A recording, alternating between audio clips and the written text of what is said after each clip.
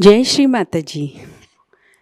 विश्व के सभी साधकों का सुबह के ध्यान सत्र में हार्दिक स्वागत है।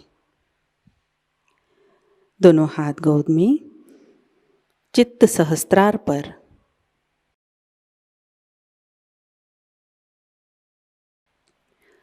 कुंडलिनी चढ़ाकर बंधन लेते हैं।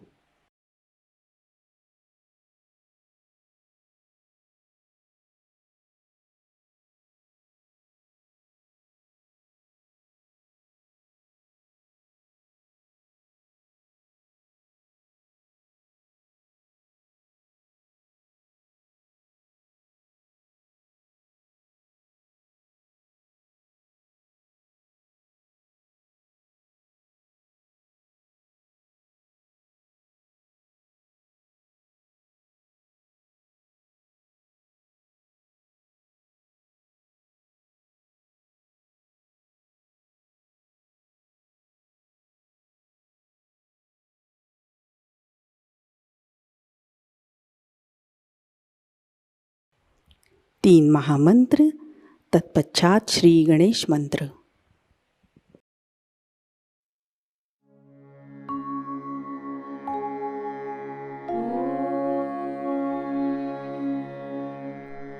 त्वमेव साक्षात् श्री महालक्ष्मी महासरस्वती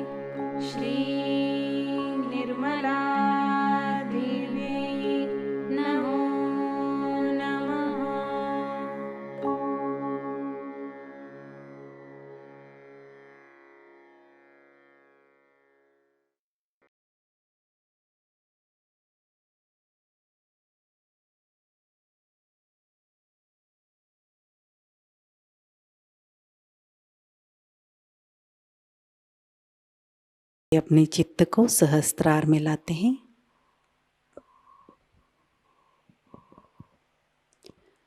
परम पूज्य श्री माता जी,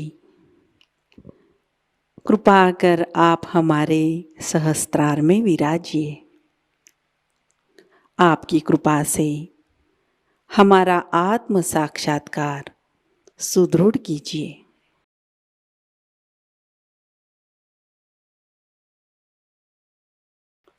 कुछ क्षण ध्यान अवस्था में बैठते हैं।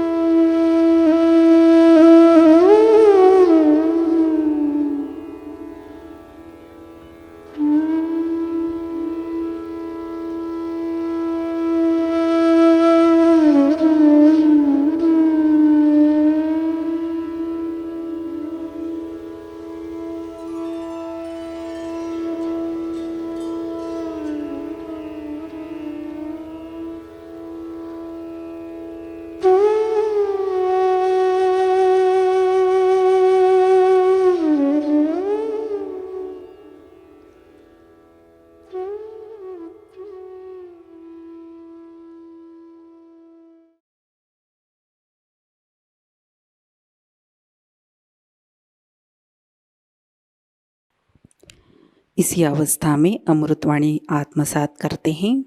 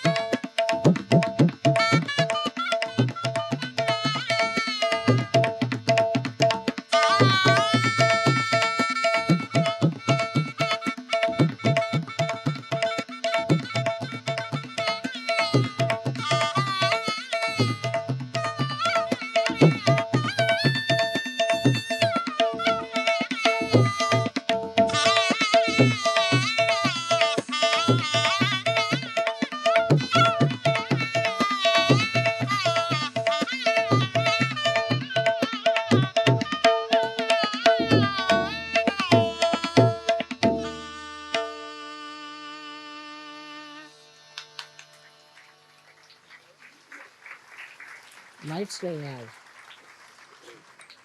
कुछ दिखाई नहीं दे रहा।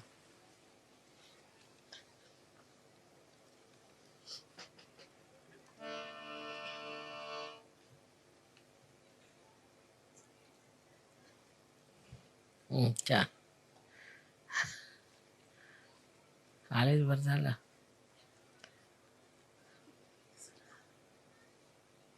तो हा असं का? वा वा, छान.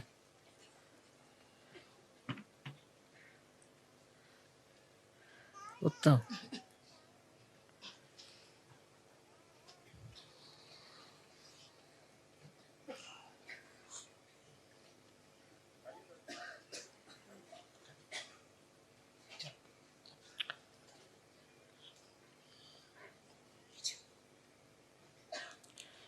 आज का योग बहुत जबरदस्त,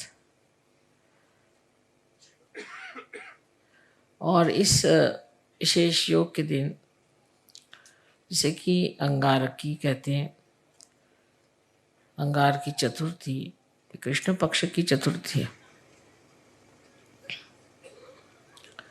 हर चतुर्थी को श्री गणेश का जन्मदिन मनाया जाता है, लेकिन जो मंगलवार को आती है, कभी कभी आती है साल में एक आध बार, कभी 2 बार, कभी 3 बार, जिस मंगलवार को अगर चतुर्थी आ जाए तो वो दिन बहुत बड़ा मनाया जाता है।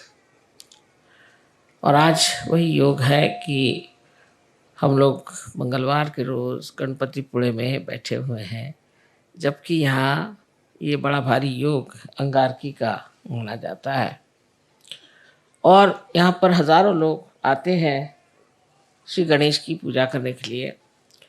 और इस कदर वहाँ पर गाड़ी जाम हो गई थी, 60 गाड़ियाँ सामने की, हम तो पूरा घूम के फिर आए, क्योंकि कितने भी जल्दी चलने से फ़ायदा नहीं हो, जो होना होता है इसी प्रकार होता है। और जब तक सहज में हम इस बात को नहीं समझ पाएंगे कि जो भी होता है उसको सबूरी से देखना चाहिए, उसमें सबूरी होनी चाहिए, कि अगर आप उसी वक्त जल्दबाजी करें या कुछ घबराहट आ जाए तो कार्य नहीं हो सकता। सबूरी करें, और सबूरी करने से बराबर सूझ जाता है कि क्या करना चाहिए, कैसे करना चाहिए। सो जल्दबाजी जो है ये असहज चीज़ है। सहज में आप में सबूरी होनी चाहिए। इसके बारे में साईनाथ ने बहुत कहा है कि सबूरी में रहो, साई मिलत सबूरी में। और सबूरी शब्द जो है कुछ अपभ्रंश है मेरे ख्याल से, लेकिन इसका अर्थ होता है कि कोई भी बात हो रही है तो उसमें तितिक्षा माने ठहर जाना, देखना। और इस तितिक्षा में जब आप आ जाते हैं तो ये परम चैतन्य कार्य कर देता है, और आपको बिल्कुल सही बात पता चल जाती है, कैसे चलना चाहिए, क्या करना चाहिए, कौन से रास्ते का अवलंबन करना चाहिए। पर आप अगर जल्दबाजी में आ जाएंगे तो आप विचारों के चक्कर में फंस जाएंगे, और इधर से उधर दौड़ते हुए आपको चीज़ नहीं मिलेगी। और आज और ऐसा भी एक बड़ा भारी योग है कि आज जीसस क्राइस्ट का भी जन्मदिन है। हमने बहुत बार बताया है कि जीसस क्राइस्ट जो है वो श्री गणेश का ही अवतरण है, और इसका आपके पास में प्रमाण भी है सजग।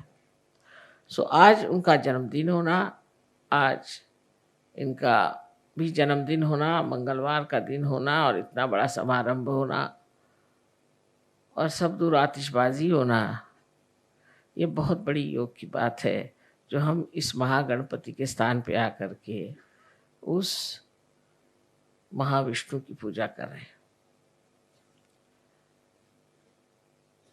अब समझने की बात यह है कि श्री गणेश की जो विशेषताएं हैं, उनकी कौन सी विशेषता है आज के दिन जो प्रकटित होती है। ऐसे इससे पहले मैंने बताया था कि विनय, या जिसको कहते हैं हम ह्यूमिलिटी, नम्रता, वो उनका विशेष गुण है।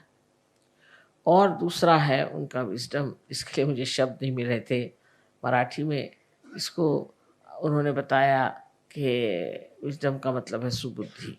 चलिए ठीक है, सुबुद्धि। बहरहाल ये सब चीज़ों का दान गणेश तत्व से होता है। लेकिन उनमें एक और विशेष है कि वो बहुत ठंडे दिमाग आदमी है, बहुत ठंडे दिमाग आदमी है।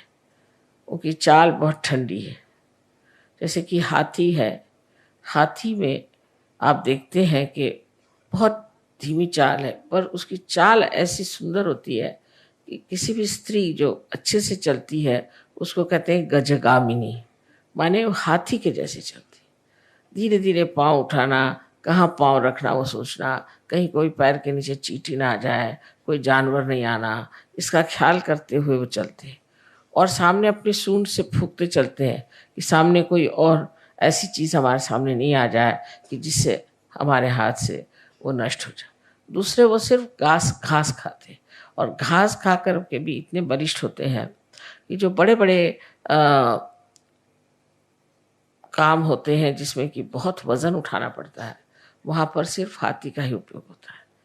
तो इस हाथी की जो विशेषता है वो ये भी है कि ये बहुत धीमी तबीयत का आदमी है, किसी मामले में जल्दबाजी नहीं करता। और दूसरी इनकी जो और विशेषता है वो ये है कि ये इनकी जो स्मरण शक्ति है, मेमोरी है, बहुत स्ट्रांग है, बहुत स्ट्रांग स्मरण शक्ति। किसी अगर बच्चे को बचपन में भी देख लेगा तो कितना भी बड़ा हो जाएगा उसको पहचान लेगा। उसी तरह से ये लेफ्ट साइड में श्री गणेश का कार्य होने के कारण आप भी जानते हैं कि जब आपकी लेफ्ट साइड कमज़ोर हो जाती है तो आपकी मेमोरी ख़त्म हो जाती है, और इसलिए हम लोग हमेशा लेफ्ट साइड को उठाते हैं जब मेमोरी ख़त्म हो जाती है। वजह यह है कि आपके अंदर का गणेश तत्व कम हो गया। जब आप राइट साइडेड हो जाते हैं तो आपका लेफ्ट साइड का जो गणेश तत्व कम होते जाता है। जो आदमी बहुत ज़्यादा काम करते हैं, मेहनत करते हैं, उनकी मेमोरी जो है आप देखिए बुढ़ापे में इतनी ख़राब हो जाती है कि वो खुद को भी पहचान पाते हैं या नहीं, ऐसा प्रश्न पड़ जाता है। इसलिए श्री गणेश का जो एक विशेष गुण है कि उनकी सुबुद्धि तो है ही, पर उस सुबुद्धि के साथ उनकी जो स्मरण शक्ति है वो बहुत तीक्ष्ण है। वो हर एक चीज़ को याद करते हैं, और करना ही पड़ता है, क्योंकि कुंडलिनी पर जो कुछ भी निवेदन होता है, जो कुछ भी इम्प्रिंट होता है, जो लिखा जाता है, वो सब कुछ श्री गणेश ही करते हैं। उनके हाथ में एक कलम होती है, उस कलम से वो लिखते हैं। वो कलम भी उन्हीं का एक टूटा हुआ दांत, उससे वो लिख देते हैं कि आप क्या हैं, आपने क्या तकलीफ़ें उठाई, आप क्या परेशानी उठाई, आपकी खोज में आप कहाँ कहाँ गए, क्या क्या गलतियाँ की, वो सब उसके अंदर वो लिख देते हैं। तो जब वो कुंडलिनी उठने लग जाती है तो जैसे टेप रिकॉर्डर में कोई खराबी हो जाए तो कैसे खड़खड़ाने लगता है, ऐसे ही कुंडलिनी की खड़खड़ाहट आप देखते हैं जब आपके चक्रों पे वो गुजरती है, और इसीलिए आपको पता हो जाता है कि इनके ये चक्र खराब है, उनके चक्र खराब है। इस कदर ये बिल्कुल शास्त्रीय साइंटिफिक चीज़ है। तो गणेश तत्व के एक ही गुण नहीं है कि अबोधिता रहे और मनुष्य बहुत निष्पाप रहे, इसी से नहीं होता, पर उसका अनेक गुण है। उसमें से एक गुण ये भी है कि आपके अंदर विजडम होना चाहिए, सुबुद्धि होनी चाहिए, ये जानना चाहिए अच्छा क्या है और बुरा क्या है। अब जो आज की अंगारिका जो है, अंगार की जो आज की विशेष चतुर्थी मानी जाती है, ये क्या चीज़ है? इसमें ऐसा है कि श्री गणेश स्वयं जो है वो अंगार को ठंडा करते हैं। कुंडलिनी भी देखिए तो एक ज्वाला ही है, जैसे कि कुंडलिनी जो है उसकी प्रक्रिया ज्वाला की भांति है, क्योंकि ऐसे तो सब चीज़ पृथ्वी के तरफ जाती है। आप जानते हैं कि गुरुत्वाकर्षण से, ग्रेविटी से सारी चीज़ें पृथ्वी की तरफ जाती है, और सिर्फ ये जो ज्वाला है यही ऊपर जाती है। कोई सी भी आग ऊपर की तरफ जाती है और बाकी सब चीज़ें पृथ्वी की तरफ दौड़ती है। ऊर्ध्व गति सिर्फ एक इस चीज़ को मिलती है कि जो अग्नि है, और इसलिए ये जो है ये आपकी अग्नि को शांत कर सकते हैं। ये दो तरह से अग्नि को शांत करते हैं। एक तो ये कुंडलिनी को शांत कर देते हैं, कुंडलिनी को ये बता देते हैं कि इस आदमी में ये दोष है, ये तकलीफ़ें हैं, कोई हर्ष नहीं, तो भी आप इनको पार कराइए। क्योंकि कुंडलिनी का बालक श्री गणेश और जो आप में बालक है वो श्री गणेश है। तो वो उसी आत्मीयता से उस कुंडलिनी को समझा देता है कि तुम तो माँ हो और मैं चाह रहा हूँ कि मैं इनमें जागरूक हो जाऊँ, तो तुम मेरी मदद करो। और वो इस तरह से शांत हो जाती है सोच करके कि मेरा बालक ही ये चीज़ को मांग रहा है, तो वो अपनी जो भी उनके अंदर गर्मी हो कुछ हो उसमें एक तरह से शांति आ जाती है। जैसे कि आपने सुना होगा कि एक बार देवी बहुत नाराज़ हो गई और उन्होंने देखा कि संसार में बहुत कुछ लोग बहुत गलत काम कर रहे हैं और उसे इतनी तकलीफ हुई, इतना संताप हुआ कि ये सारी सृष्टि जो मैंने बनाई इसको ही मैं नष्ट कर देती हूँ। तो उन्होंने ये सोच करके और सब दूर संहार की स्थिति बना ली और बहुत नाराज़ हो गई। और जब उनका नृत्य शुरू हो गया तब श्री महादेव ने ये सोचा कि देवी तो इतनी नाराज़ है, क्रुद्ध हो गई, अब सब संसार नष्ट ही हो जाएगा, तो इसका इलाज क्या है। तो उन्होंने उन्हीं का बच्चा जो कि कार्तिकेय था उसको देवी के पैर के नीचे डाल दिया। उस पर पैर रखते ही उनकी इतनी बड़ी जीभ निकल आई, ये मैं क्या करूं। जो इतनी क्रोध से लाल थी वो भी उस बच्चे को देख करके एकदम शांत हो गई। इसी प्रकार ये हमारी कुंडलिनी को एक प्रकार से शांत कर देते हैं कि तुम अपने बालक को जन्म दे रही हो, इस वक्त नाराज़ी ठीक नहीं किसी भी तरह से। कभी कभी तो कुंडलिनी को हमने इतना सताया होता है क्योंकि गलत गुरुओं के पास गए या कुछ गलत हम लोगों ने भी काम किए, तो बेचारी कुंडलिनी लस्तम पस्तम बिल्कुल रहती है। उसका भी आधार सिर्फ श्री गणेश है जो उसको ढकेलते हैं ऊपर की तरफ। श्री गणेश की शक्ति से ही कुंडलिनी ऊपर उठ सकती है, इसीलिए उनको अंगार कहते हैं क्योंकि वो अपनी शक्ति कुंडलिनी को दे देते हैं। और कुंडलिनी में जो आग है या जो उसकी ज्वालाएं उठती हैं वो शांत है। आपने कभी सुना नहीं होगा कि इस तरह की शांत भी ज्वालाएं होती हैं। एकदम शांत ज्वालाएं हैं, सप्त रंग की होती हैं और एकदम शांत ज्वालाएं हैं और सहस्त्रार में आपको दिखाई देती है ये कितनी शांत है। ये सारा कार्य श्री गणेश ने किया हुआ। तो एक प्रकार वो आपका भी गुस्सा कम कर सकते हैं।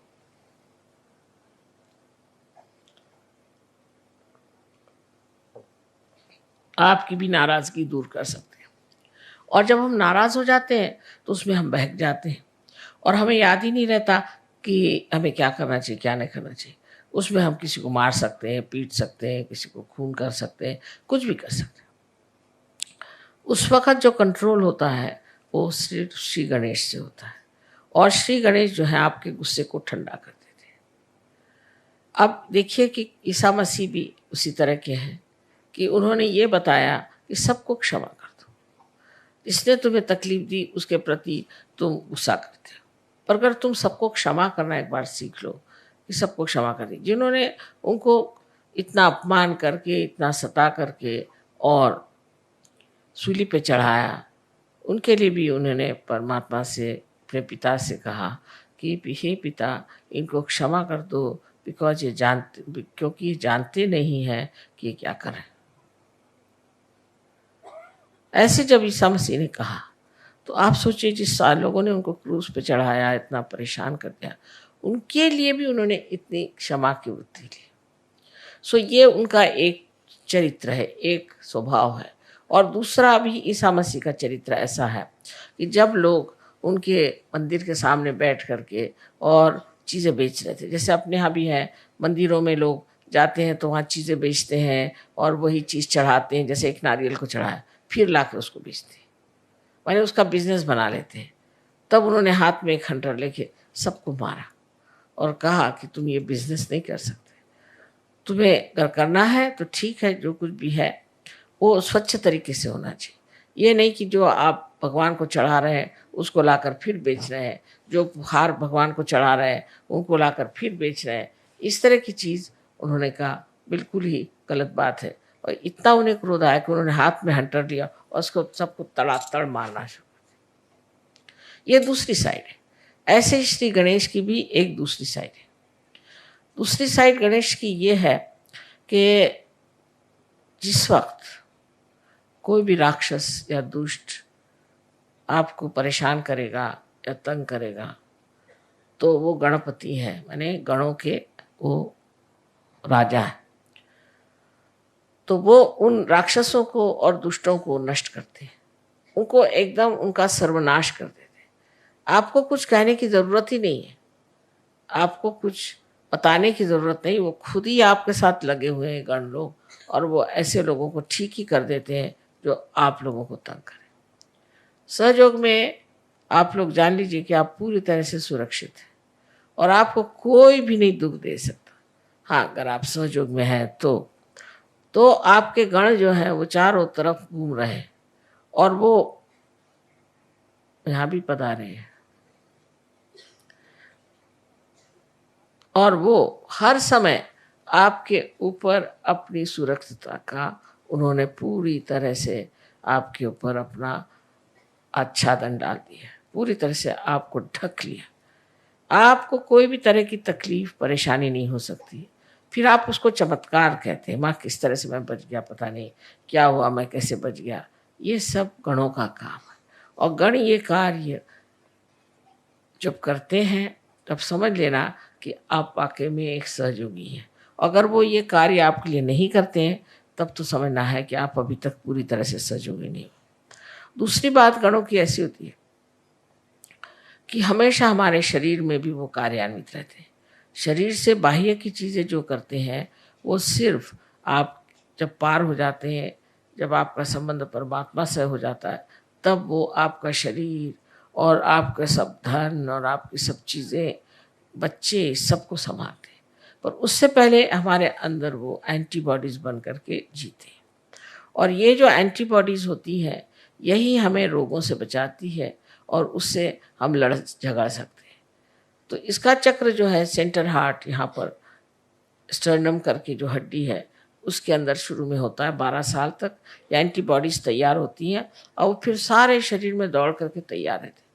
जब भी कोई परेशानी होगी तो स्टर्नम हिलने लग जाएगा, और उसके हिलते ही जैसे रिमोट कंट्रोल होता है इस तरह से इनको पता हो जाता है, और ये फिर उस आने वाले कोई भी जो आदमी आपके ऊपर आक्रमण कर रहा है या कोई सी भी चीज़ आक्रमण कर रही है, कोई वायरस आ रहा है या किसी भी तरह का कोई रोग आपके अंदर घुस रहा हो, उससे ये लड़ते हैं। और जब आप माँ के विरोध में कार्य करते हैं, माँ के विरोध में काम करने का मतलब है नैतिकता से गिर जाना। पिता के विरोध में जाने का मतलब है कि आप कार्यशील न हो, कार्यक्षम न हो, आप कार्यकर्ता न हो, आप में आलस्य आ जाए, ये तो पिता के खिलाफ पाप है। लेकिन माँ के खिलाफ पाप है जहाँ आप अपनी नैतिकता को खो देते हैं। जिन्होंने अपनी नैतिकता को खो दिया है, ऐसे लोगों का ये चक्र बहुत कमज़ोर हो जाता है, और इसीलिए फिर ये चक्र जो है इसको ठीक करने में बड़ी मुश्किल हो जाती है। और जो लोग इस तरह से गिर जाते हैं और उनका ठीक होना भी मुश्किल हो जाता है, जैसे एड्स की बीमारी है या इसी तरह की जो बीमारियां हैं जिसे कि हम गुप्त रोग कहते हैं, ये सारे गुप्त रोग अनैतिकता से आते हैं, और ये अनैतिकता के रोग जो हैं किसी तरह से भी ठीक नहीं हो सकते जब तक आपके गणेश तत्व ठीक नहीं हो जाएगा। इसलिए समझ लेना चाहिए कि हमें अपने अनैतिकता से अपने सारे व्यक्तित्व को, अपने सारे जीवन को पूरी तरह से आडोलित रखना चाहिए, पूरी समय उसमें पवित्रता में डूबे रहना चाहिए। ये जो पवित्रता है उसके बारे में ईसा मसीह ने बहुत बढ़कर बात कही है, क्योंकि आज्ञा चक्र पे उनका स्थान है, इसलिए उन्होंने आज्ञा चक्र पे बहुत बड़ी बात कही, और वो ये कहा कि तुम्हारे आँखों में भी कोई भी अपवित्रता नहीं होनी चाहिए। Thou shalt not have adulterous eyes। आँखें भी ऐसी हो, वो भी निर्मल होनी चाहिए, क्योंकि आँखें निर्मल कर नहीं है तो ईसा मसीह वहाँ नहीं है। लेकिन देखिए परदेश में हम देखते हैं कि हर एक ईसा को मानने वाले लोग सबकी आंखें बहुत खराब है। इस औरत की तरफ देख, उस औरत की तरफ देख, उस तरफ देख, फिर औरतें भी ऐसी आदमियों की तरफ देख, उनकी आंख ऐसी चलती रहती, कभी आंख स्टेडी नहीं रहती। और फिर एक बार ये चल जाए तो ये नेगेटिविटी होती है, भूत है, आँखों से चलते हैं और एक पे जाएँगे फिर दूसरे पे जाएँगे। उसका कोई खेल ऐसा है कि उस खेल में कोई मज़ा तो नहीं आता, पर वो खेल ही अपने आप ही चलते रहता है और आदमी इसी में पागल हो जाता है। तो ईसा मसीह ने भी पवित्रता की अति सूक्ष्म बात कह दी कि तेरी आँख भी अपवित्र नहीं होनी चाहिए। किसी की और तेरी आँख से भी तुम अपवित्रता के भावना से न देखो। ये बात उन्होंने कही, जैसे कि ये पवित्रता का ही पूरा स्रोत है, इसलिए उन्होंने पवित्रता की बात की। ईसा मसीह ने ज़्यादातर पवित्रता की ही बात की है।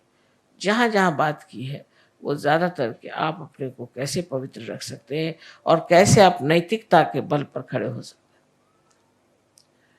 सो सहयोग में, सहज में सब होता है जब आप गणेश जी को पूर्ण तरह से वर्ण करते हैं और गणेश जी को मानते हैं कि ये शक्ति हमारे अंदर आ जाए। ऐसे तो हर एक चक्र पे गणेश का स्थान है और मैं हमेशा कहती हूँ कि हर एक चक्र पे एक वाइस चांसलर बैठे हुए हैं, चांसलर साहब बैठे हैं।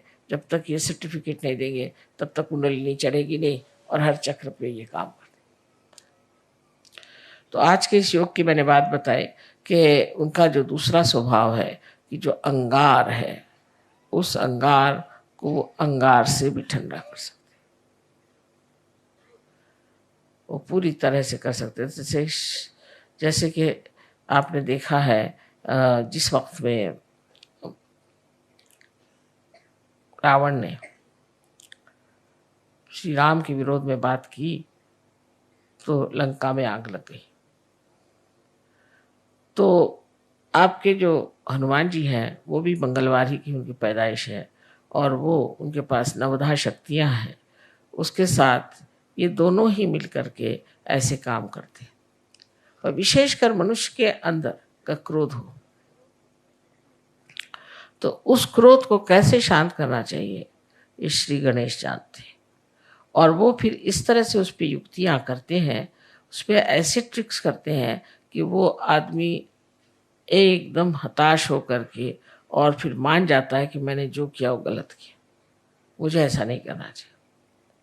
तो जो गर्म तबीयत के लोग होते हैं उनको भी ये ठीक कर सकते हैं। और इसीलिए इस दिन जब मंगलवार किसी पे अगर मंगली हो तो उसको कहते हैं कि तुम कोरल का जो पत्थर होता है जिसे मूंगा कहते हैं वो पहनिए, वो भी गर्म होता है। मूंगे का पत्थर पहने गर्मी से गर्मी मारी जाती है। वैसे भी आप देखिए कि जितने भी गर्म देश है वहाँ लोग मिर्चा बहुत ज़्यादा खाते हैं। कहीं भी जाइए आप, अगर आप इंडिया में जाइए तो है ही साउथ इंडिया का खाना इतना मिर्चे वाला होता है कि आप खा ही नहीं सकते। और अगर आप और जगह जाइए, चाइना में भी जो साउथ का चाइना है जैसे कैंटून वगैरह, वहाँ बिल्कुल बहुत मिर्ची खाना होता है। इसी प्रकार आप इटली में भी जो साउथ है या फ्रांस में साउथ है वहाँ लोग बहुत मिर्चा खाते हैं। क्यों खाते हैं? क्योंकि मिर्चे से मिर्च मिटती है, गर्मी से गर्मी चली जाती है, इसलिए वो मिर्चा खाते हैं जिससे खूब पसीना आए और उनको ठंडक बनी रहे। इसी प्रकार श्री गणेश भी अपनी गर्मी से आपकी गर्मी ठीक करते हैं। आपके अंदर अगर कोई अहंकार हो जाए तो इस तरह से वो आपको दिखा देते हैं अपना प्रताप कि उससे फिर आप खुद ही ठंडे हो जाते हैं। और ये जितनी भी बीमारियां हैं इसमें भी बहुत गर्मी निकलती है, बहुत जनरेट होती है और इस गर्मी के कारण ही आदमी अस्वस्थ हो जाता है।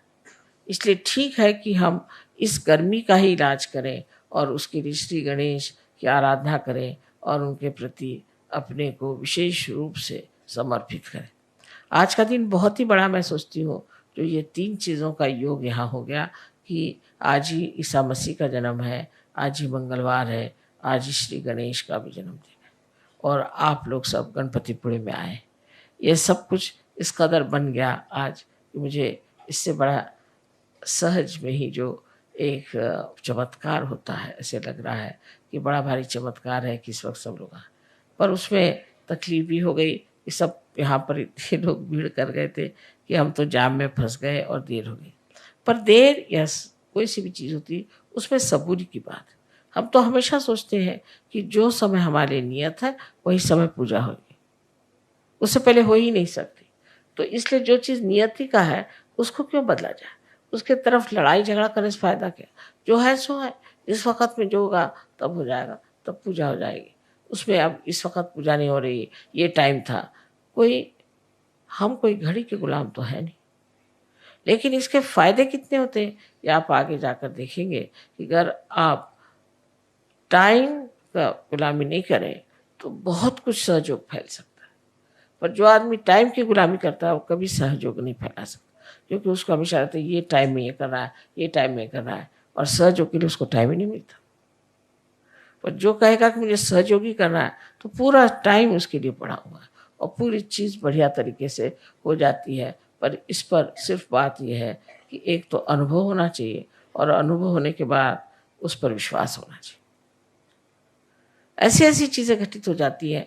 बहुत लोग सुबह से शाम तक मुझे अपने चमत्कार बता रहे थे कि माँ मैं तो परेशान था कि जा रहा हूँ, कब मुलाकात होगी, वो आएंगे। देखता क्या हो कि सामने ही चले आ रहे। किसी भी चीज़ की आपके मन में इच्छा हो जाए वो चीज़ पूरी हो सकती है, पर विश्वास की बात है। और विश्वास में अंधविश्वास सहयोग में नहीं है, बिल्कुल अंधविश्वास नहीं, श्रद्धा है। जहाँ पर कि हम पूरे दिमाग से सब देखे हैं, जब हमने सब देख लिया और तब भी हम नहीं मानेंगे तो इसे क्या कहा जाएगा। इसे कहा जाएगा कि आप बहुत ही ज़्यादा बेईमान हैं, या आप झूठ बोलते हैं, और या आप महामूर्ख हैं। इनमें से 3 चीज़ें हो सकती हैं कि आप जब सब चीज़ों को देख रहे हैं, उसको जान रहे हैं, वो सब वर्तित हो रहा है, उस पर भी आप उस पर विश्वास नहीं करते, तो फिर आप में कुछ न कुछ खराबी है। ये सब देखते हुए आप सोच सकते हैं कि श्री गणेश कितनी बड़ी चीज़ है, और वो इस महाराष्ट्र में 8 अष्टविनायक हैं, जिनकी वजह से इस महाराष्ट्र को बहुत ज़्यादा पुण्य मिला हुआ। लेकिन तो भी लोग इतने पागल हैं, वह इसी के पीछे दौड़ते रहेंगे, यही सब करते रहेंगे, कर्म कांडों में फंस जाएंगे, पर ये नहीं होगा कि सत्य को प्राप्त करें। अब आप लोग बहुत नसीब वाले हैं, बहुत समझदार हैं, जो आप लोगों ने सत्य को खोजा और आपने पा ली। लेकिन अब इसको बनाने के लिए आपको चाहिए कि आप गणेश के गुणों को अपने अंदर ले लीजिए। मैं देख रही थी हज़ारों लोग आए थे गणेश जी की पूजा के लिए। इनमें से कितने लोग गणेश जी को जो मानते हैं, कितने लोग ऐसे हैं जिनमें गणेश जी का कोई भी गुण हो, ऐसा कुछ दिखाई देता है। शराब पिएंगे, आपस में लड़ेंगे झगड़ेंगे, औरतों को सताएंगे, मारेंगे पीटेंगे, सब करेंगे, और श्री गणेश के अंगारिका में पहुंच गए। अरे आप जब इतनी बड़ी अंगार है तो आप काहे को आए हैं। इसका कोई विचार ही नहीं करता कि हम किसी चीज़ में विश्वास करते हैं तो उसके गुण हमारे अंदर कितने हैं। हाँ, हमें उन पर बड़ा विश्वास है, हम तो इनकी पूजा करते हैं, हम उनकी पूजा करते हैं। अच्छा, पर तुम्हारे अंदर उसके कौन से गुण हैं, ऐसे कोई सोचता है। लेकिन सच्चाई तो ये है कि अगर आप किसी को मानते हैं तो उनके गुण भी आपके अंदर आने चाहिए, और जब तक ये गुण आपके अंदर नहीं आते तब आपका मानना न मानना बराबर है, उसका कोई फर्क ही नहीं पड़ने वाला। आज हम श्री गणेश की पूजा करने वाले हैं, और श्री गणेश और गौरी की पूजा होगी, और इसमें यही जान लेना चाहिए कि गौरी एक कुंडलिनी ही है, महाकुंडलिनी महागौरी है। और इसका कार्य यह है कि अपने बच्चे को जो बहुत सालों से खोज रहा है उसको आत्म साक्षात्कार प्राप्त कराए, उसका पुनर्जन्म करें। ये इस महागौरी का कार्य है जो आप सबके अंदर उपस्थित है। इसलिए आज हम सिर्फ गणेश जी और गौरी जी की पूजा करेंगे, और बाद में देवी की पूजा होगी। सबको अनंत आशीर्वाद।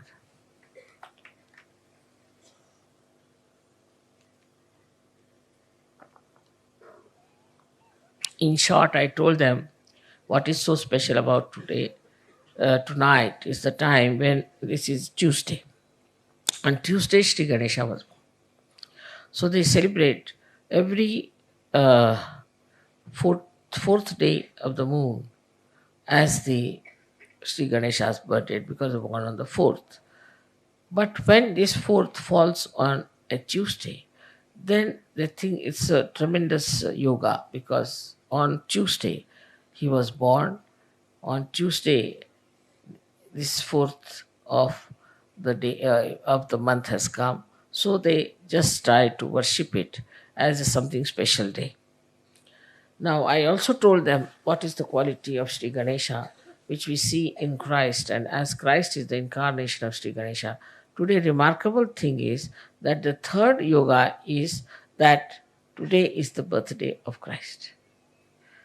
And the fourth thing, which is very important, is that you all should be here on such and such day on Ganpati.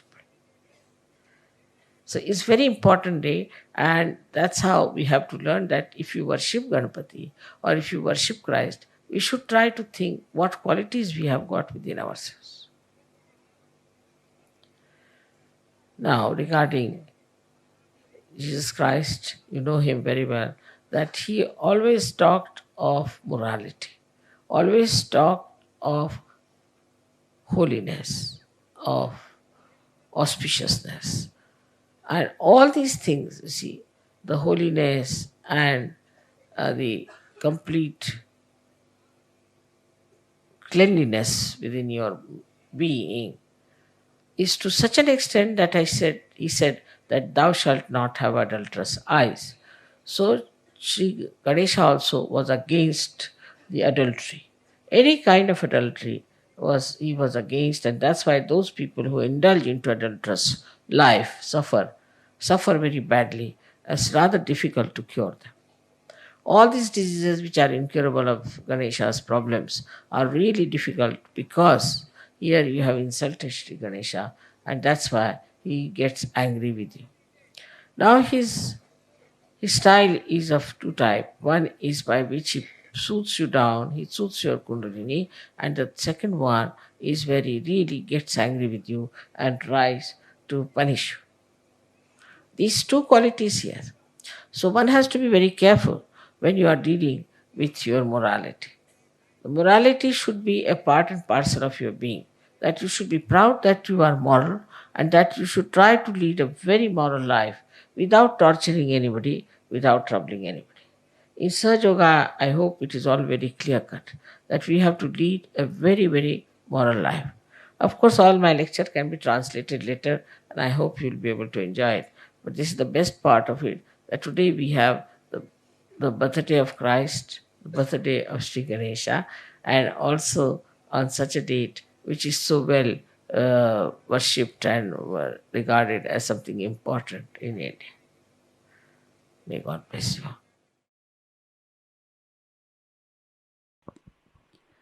ध्यान की अवस्था बनाए रखते हैं।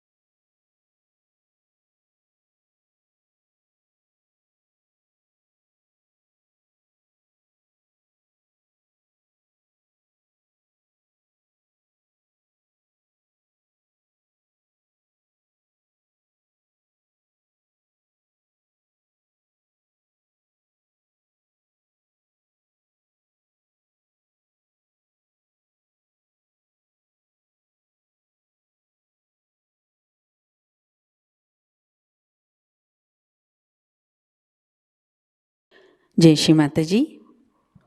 परम पूज्य श्री माँ के श्री चरणों पर हम प्रार्थना अर्पित करते हैं। परम पूज्य श्री माता जी, आज का ध्यान आपके श्री चरणों में समर्पित है। आज के अमृतवाणी में आपने जो ज्ञान हमें प्रदान किया, सामूहिकता आपकी ऋणी है।